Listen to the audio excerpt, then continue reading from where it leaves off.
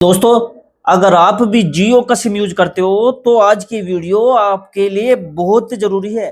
क्योंकि जियो ने एक ऐसा नया प्लान लॉन्च किया है जो सुनने में तो बहुत सस्ता लगता है। जी हाँ, मात्र 11 रुपए का रिचार्ज प्लान लॉन्च किया है। जिसे सुनकर आप भी ये कहोगे कि वाह कितना सस्ता है, केवल 11 रुपए का रिचार्ज। लेकिन असली सवाल ये है, क्या ये सच में सस्ता है या फिर यहाँ पर एक नया गेम शुरू हो चुका है कंपनियों का। आज की इस वीडियो में बिना घुमाए फिराए समझेंगे कि ये 11 वाला प्लान आखिर है क्या। क्या ये आपके लिए फायदा है या नुकसान है, और सबसे जरूरी है आपको क्या करना चाहिए ताकि आपका नंबर सुरक्षित रहे अगर आप जियो का सिम यूज करते हो। ठीक है, सबसे पहले थोड़ा पीछे चलते हैं और याद करते हैं कि पहले क्या सिस्टम था। पहले अगर आपने जियो सिम ली हुई थी और आपने रिचार्ज नहीं भी कराया, तब भी आपका सिम तुरंत बंद नहीं होती थी।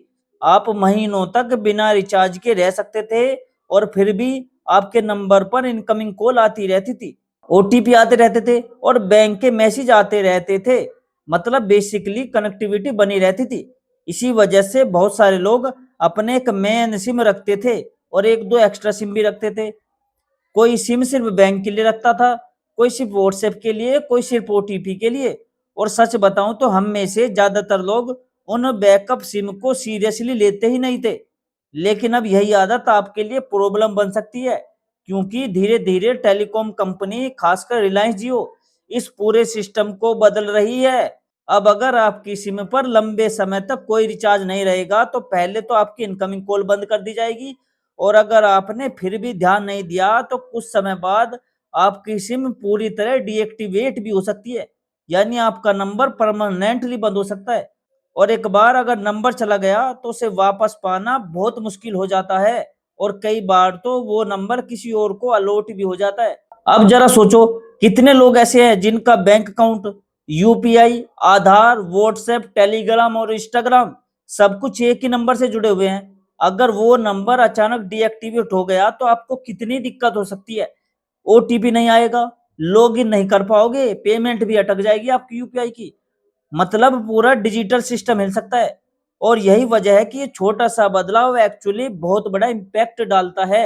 अब आते हैं उस 11 रुपए वाले प्लान पर जिसकी मैंने वीडियो के स्टार्ट में बात की थी। लोग बोल रहे हैं कि भाई जियो ने सबसे सस्ता प्लान निकाल दिया, 11 रुपए में 90 दिन। लेकिन असल में ये है क्या? देखो, सबसे पहले एक बात क्लियर कर लो, ये कोई नॉर्मल रिचार्ज प्लान नहीं है। इसमें आपको अनलिमिटेड कॉलिंग नहीं मिलेगी, एसएमएस नहीं मिलेगा। ये एक डेटा वाउचर है, मतलब आपको सिर्फ थोड़ा सा डेटा मिलेगा बस, और कुछ नहीं मिलेगा।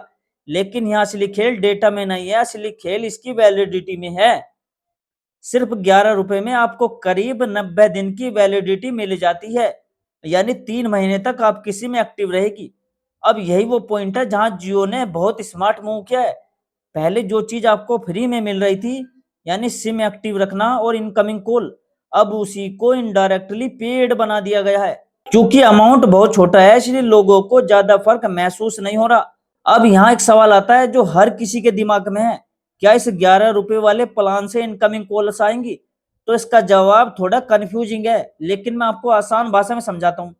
इस प्लान में ऑफिशियली कॉलिंग सर्विस नहीं दी गई है, यानी ये कॉलिंग प्लान नहीं है। लेकिन क्योंकि आपकी सिम एक्टिव रहती है इसलिए इनकमिंग कॉल आने की संभावना बनी रहती है। यानी ये प्लान खास तौर पर सिम को बंद होने से बचाने के लिए बनाया गया है, ना कि डेली यूसेज के लिए। अब दूसरी बड़ी प्रॉब्लम यह है कि ये प्लान मिलता कहाँ है? हमें तो मिलता ही नहीं है, क्योंकि बहुत सारे लोग कंप्लेन करते हैं कि उन्हें 11 रुपए वाला प्लान दिख ही नहीं रहा। तो भाई इसका रीजन बहुत सिंपल है, ये आपको मेन रिचार्ज वाले सेक्शन में नहीं मिलेगा। आपको इसे ढूंढना पड़ेगा, डेटा वाउचर में या डेटा प्लान वाले सेक्शन में मिलेगा आपको ये। आप माई जियो ऐप खोलो या गूगल पे, फोन पे, अमेजोन पे जैसे ऐप्स पर जाओ, वहां डेटा पैक में स्क्रॉल करो, तब जाकर ये छोटा सा प्लान दिखेगा। मतलब थोड़ा एफर्ट करना पड़ेगा लेकिन आपको मिल जाएगा। इसके अलावा जियो ने 13 रुपए का भी एक प्लान रखा है जिसमें करीब 28 दिन की वैलिडिटी मिलती है और कुछ एक्स्ट्रा बेनिफिट जैसे डेटा या ओटीटी एक्सेस भी मिल सकता है।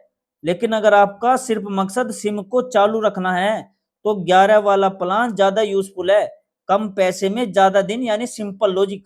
अब बात करते हैं कि ये प्लान किसके लिए सबसे ज्यादा यूजफुल है।